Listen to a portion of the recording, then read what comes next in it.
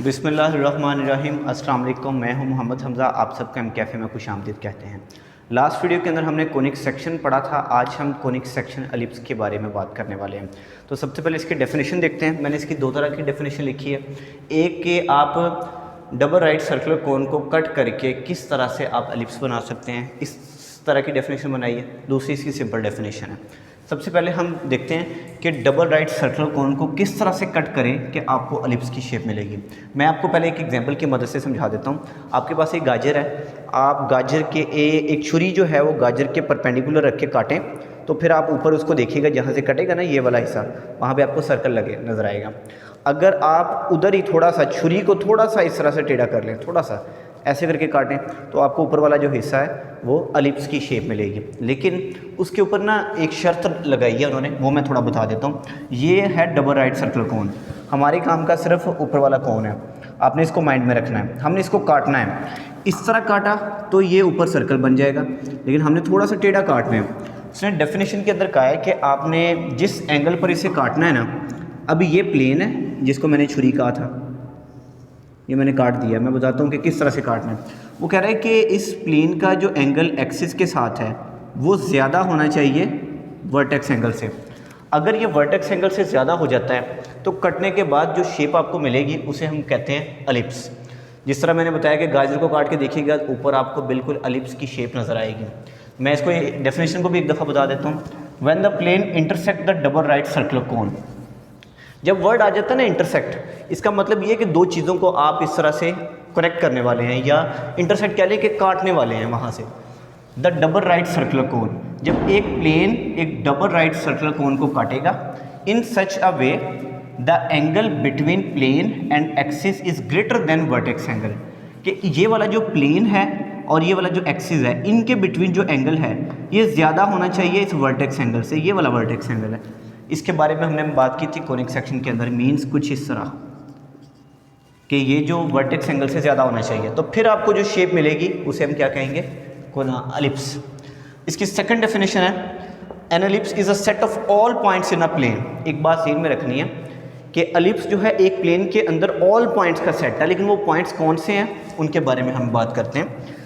The sum of whose distances from two fix point, यानी कि जिन points का set आपने लेना है उनका जो सम है दो फिक्स पॉइंट से, उसने कहा है कि कांस्टेंट है।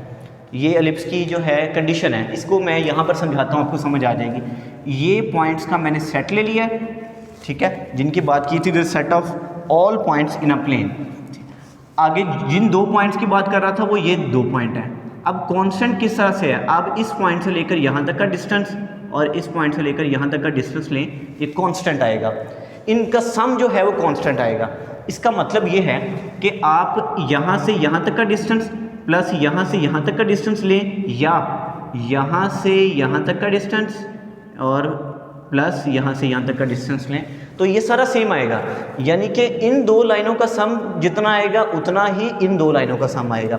इस वजह से वो कहता है कि ये जो पॉइंट्स हैं, तमाम पॉइंट्स के लिए आप इधर से चेक कर लें, जितना डिस्टेंस ऊपर आया ना उतना ही डिस्टेंस यहाँ पर भी होगा। एलिप्स की ये शर्त है, ये होना चाहिए हर हाल में। ये वाला डिस्टेंस और ऊपर ये वाला डिस्टेंस और ये वाला डिस्टेंस ये सेम है। इस वजह से कहते हैं कि कांस्टेंट है, कि उन पॉइंट्स का सेट जो दो फिक्स पॉइंट से उनका डिस्टेंस लें और उनका सम करें, वो कांस्टेंट आए। ठीक है, मैं इस पॉइंट को नाम दे देता हूँ F1 का, जो दो फिक्स पॉइंट थे, इसको नाम दे देता हूँ F2 का, और इसे नाम दे देता हूँ P का। P से F1 तक का डिस्टेंस प्लस P से F2 तक का distance is equal to constant. ठीक है, यानी कि ये सम इतना ही रहेगा। एक और चीज़ ये याद रखनी है, MCQ के अंदर पूछ ली जाती है, P से F तक का डिस्टेंस प्लस P से F2 तक का डिस्टेंस जो है ये ज़्यादा होता है जो फोकाए होते हैं, ये जो दो फिक्स पॉइंट होते हैं इनके प्रोडक्ट से। ये बात आप लोगों ने ध्यान में रखनी है। अब एलिप्स के अंदर कौन कौन सी चीज़ें होती हैं, एक्सिस कौन सा होता है, और ये जो दो पॉइंट्स हैं ये कौन से होते हैं, ये एंड पॉइंट कौन से होते हैं, इनको क्या कहते हैं। तो ऐसी लाइन जो दो फिक्स पॉइंट्स में से गुजर रही है, दो फिक्स पॉइंट्स मैंने बता दिए हैं, ये यहाँ पर फोकस है। ओके, फोकस की जमा होती है फोकाए, इसको ध्यान में रखिएगा। ऐसी लाइन जो दो फोकाए में से पास कर रही है और वो एलिप्स के एंड पॉइंट तक जा रही है, उस लाइन को कहते हैं मेजर एक्सिस। ऐसी लाइन जो दो फोकाई में से पास कर रही है उसे हम क्या कहते हैं, मेजर एक्सिस। और ऐसी लाइन जो मेजर एक्सिस के परपेंडिकुलर हो और एलिप्स के सेंटर में से पास करे उसे माइनर एक्सिस कहते हैं। मैं यहाँ पे लिख भी देता हूँ, ये है जी मेजर एक्सिस और ये है माइनर एक्सिस, ठीक है। और ये वाले फोकस है, ये भी फोकस है और ये वाला भी फोकस है। अब जो इसके एंड वाले पॉइंट्स हैं, इस एलिप्स के जो एंड वाले पॉइंट्स हैं जहाँ पर मेजर एक्सिस एंड हो रहा है उसे कहते हैं वर्टिसेस। वर्टिसेस वर्टेक्स की जमा है, एक पॉइंट को कहते हैं वर्टेक्स और एक से ज़्यादा आ जाए तो हम उन्हें वर्टिसेस बोलते हैं। ये सारी चीज़ें मैंने यहाँ पर लिखी हुई हैं। The line which pass through foci called major axis, जो लाइन फोकाई में से पास कर रही है उन्हें मेजर एक्सिस कहते हैं। And the line which is perpendicular to major axis and pass through centre of ellipse called minor axis. ये मैंने बताया, इस लाइन के बारे में बात कर रहे हैं, इसके बारे में मैं भी बता चुका हूँ। और इसी शेप के जो एंड पॉइंट्स हैं यानी मेजर एक्सिस के, उसे हम कहते हैं वर्टिसेस। ये भी आप लोग लिख लीजिएगा। अब हम इस डायग्राम को मज़ीद डिटेल के साथ डिस्कस करते हैं। अब एलिप्स की जो शेप हमने बनाई थी, इसके हर पॉइंट को हम अलग-अलग से कोई नाम दे देते हैं और इसकी जो लेंथ है उसको भी हम डिस्कस करेंगे। ये ओरिजिन है, सेंटर है इसका, इसको मैंने ओ का नाम दे दिया। अब देखिए जो फोकस थे, जो फोकाए थे उसके, एक को मैंने F1 का नाम दे दिया, दूसरे को F2 का नाम दे दिया। अब इस फोकस से लेकर दूसरे फोकस तक की लेंथ के बारे में हमने बात करनी है, लेकिन हमें आगे जाके इस फोकस से ओरिजिन तक की लेंथ की भी ज़रूरत पड़नी है। इस वजह से मैंने ना इसको दो हिस्सों में डिवाइड कर दिया कि F1 से लेकर O तक की जो लेंथ है इसको मैंने ऊपर शो कर दिया C से, C का नाम दे दिया, और उतनी ही लेंथ O से F2 तक की है, वो भी ज़ाहिर सी बात है C होगी।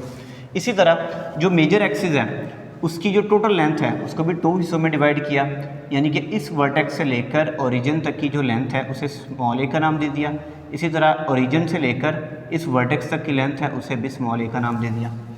अब जो माइनर एक्सिस है इसकी जो लेंथ है उसके बारे में हमने क्या करना है, एक चीज़ और ज़हन में रखनी है, ये पूरा मेजर एक्सिस है और जब हम बात करेंगे सिर्फ इसके हाफ की तो ये सेमी मेजर एक्सिस बन जाएगा।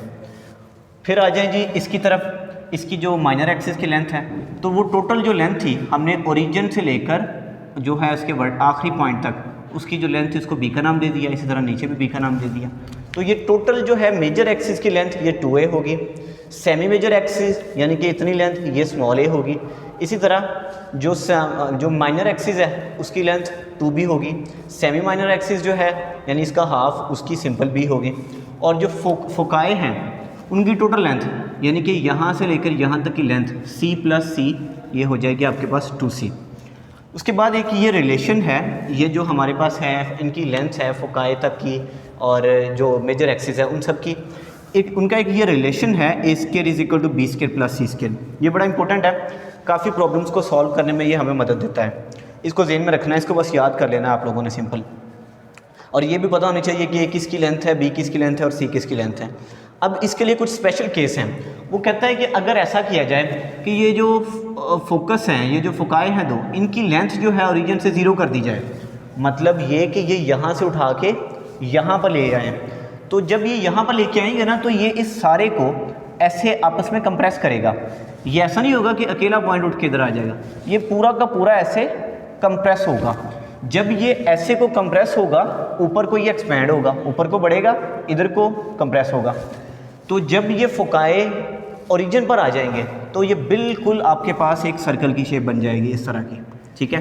तो इसलिए कहते हैं कि जो सर्कल है वो एलिप्स की स्पेशल टाइप है, क्योंकि एलिप्स के साथ थोड़ा सा हम उसको छेड़खानी करें तो हमें सर्कल मिल जाता है। तो हमें यहाँ पे कह सकते हैं स्पेशल केस में क्या है कि अगर c 0 हो जाए तो c की जगह पे 0 पुट कर दिया तो a square is equal to b square आ गया, स्क्वायर रूट लिया तो a is equal to b।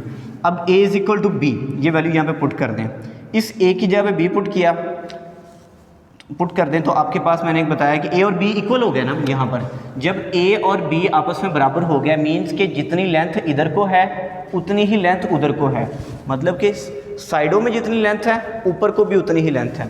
तो वो हमारे पास किस तरह की शेप बन जाती है, सर्कल की बन जाती है।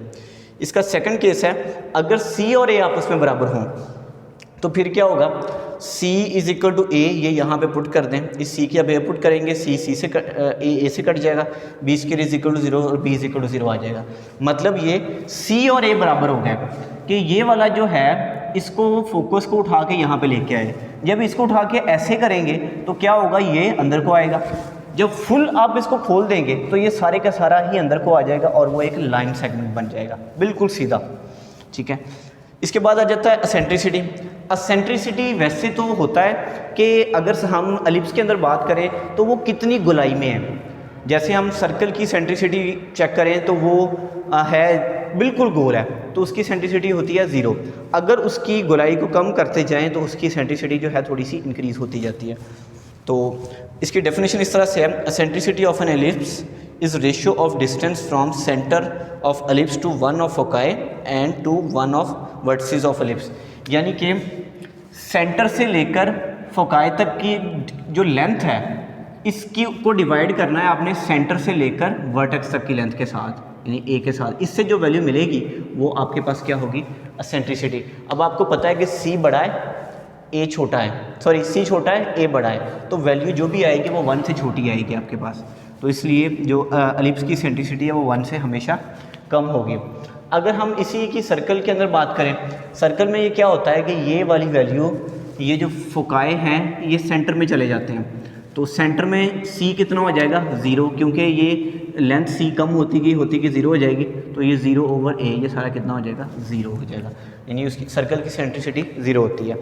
अब अगर हम बात करें उसको लेटेस्ट रेक्टम की, तो अगर आप यहाँ पर एक कॉर्ड ड्रॉ करें, एक परपेंडिकुलर लाइन, मेजर एक्सिस के परपेंडिकुलर लाइन जो कि फोकस में से गुजरे, उसको हम लेटेस्ट रेक्टम बोलते हैं। एक आप यहाँ पे ड्रॉ कर लेंगे, एक यहाँ पे ड्रॉ कर लेंगे। तो इसको अपने ज़हन में रखिएगा। इस टॉपिक में कोई कन्फ्यूजन हो, कोई क्वेश्चन हो तो आप लोग कमेंट में जाके पूछ सकते हैं। खुदा हाफिज़।